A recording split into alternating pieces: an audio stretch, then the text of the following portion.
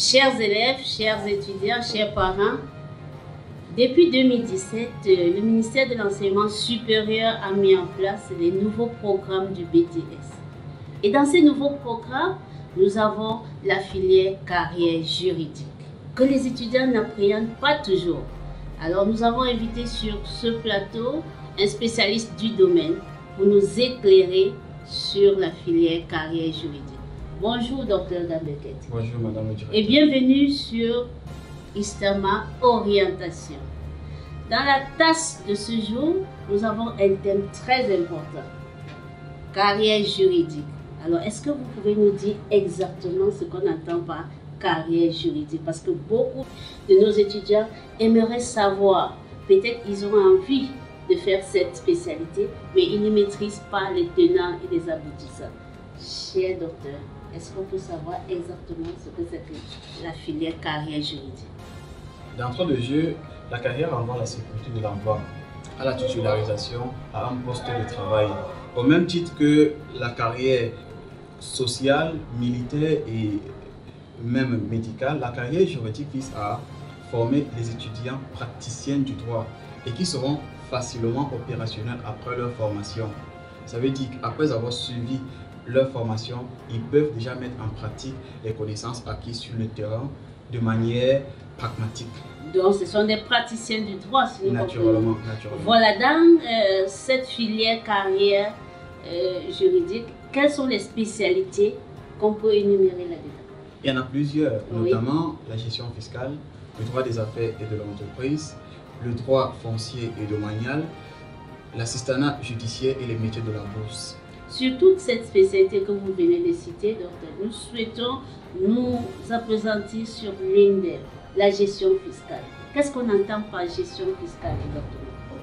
Je pense que c'est l'une de mes filières qui a le vent en poupe.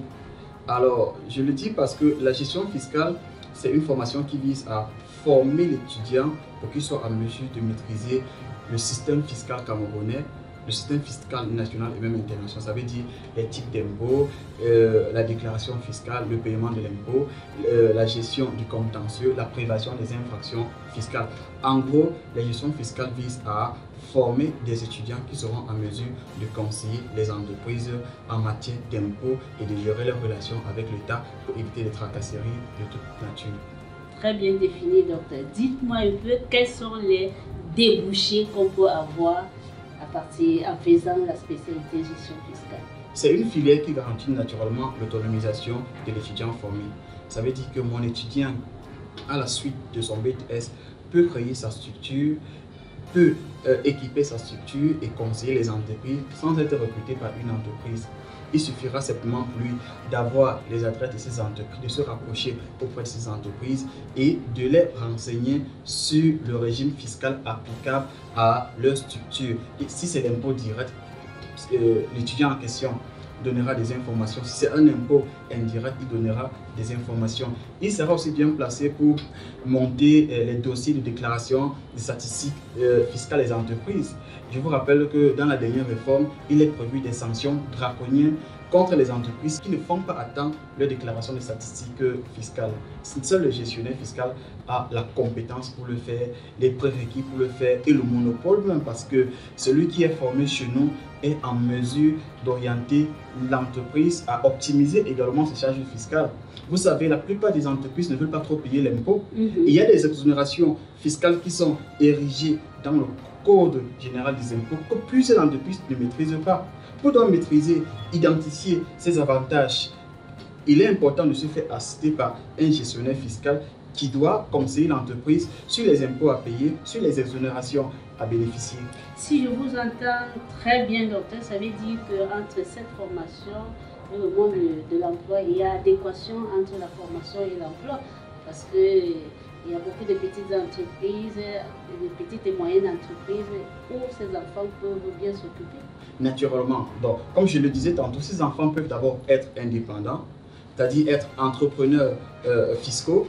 Ils peuvent également travailler dans des entreprises en tant qu'agent fiscal, juriste conseil fiscal, expert fiscal, expert en marché public, parce qu'il y a une relation entre les marchés publics et la fiscalité. Ils peuvent également devenir inspecteurs des impôts, trésoriers, juristes, je pense qu'il a dit, juristes spécialistes des organisations internationales en matière fiscale. Ils peuvent devenir cadres contractuels d'administration et devenir également, dans la mesure du possible, conseil agréé auprès de la CEMAC en matière fiscale.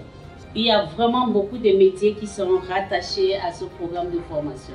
Alors, une autre question que j'aimerais vous poser, docteur, c'est de savoir quels sont les candidats qui peuvent prétendre à cette formation.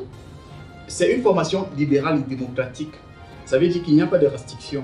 Tout le monde peut prétendre à cette formation, que ce soit les littéraires ou les scientifiques. Si vous avez fait la série A, la série B, la série C, même la série D, rien ne vous exclut de vous inscrire dans AISTA dans le cadre de cette formation, parce que c'est une formation libérale. Et vous savez très bien, le droit, c'est la littérature. Quand on parle de littérature, ça veut dire qu'il suffit simplement d'interpréter les textes et de les mettre en application. Pour interpréter les textes, il faut avoir les outils nécessaires pour décoder le code général des impôts, pour décrypter les circulaires du directeur général des impôts. À partir de ce moment, il est important de se faire former pour être un gestionnaire fiscal assermenté, compétent et avec une grande expérience en cabinet d'avocat et même de conseil fiscal.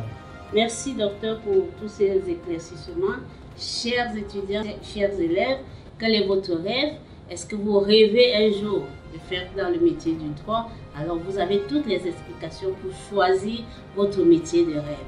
Alors, vous avez bien compris avec le docteur que c'est une spécialité qui a du vent en poupe parce qu'il y a beaucoup d'entreprises qui ont besoin de vos conseils, que vous les accompagnez dans ce domaine fiscal. Alors, docteur, merci une fois de plus d'être venu. Est-ce que vous acceptez encore notre invitation pour nous expliquer le droit des affaires des entreprises la prochaine fois? Naturellement, je serai présent. Je vous donne ma parole. Alors, nous vous invitons tous à nous suivre la semaine prochaine avec un autre thème, droit des affaires de l'entreprise. Merci beaucoup d'être venu.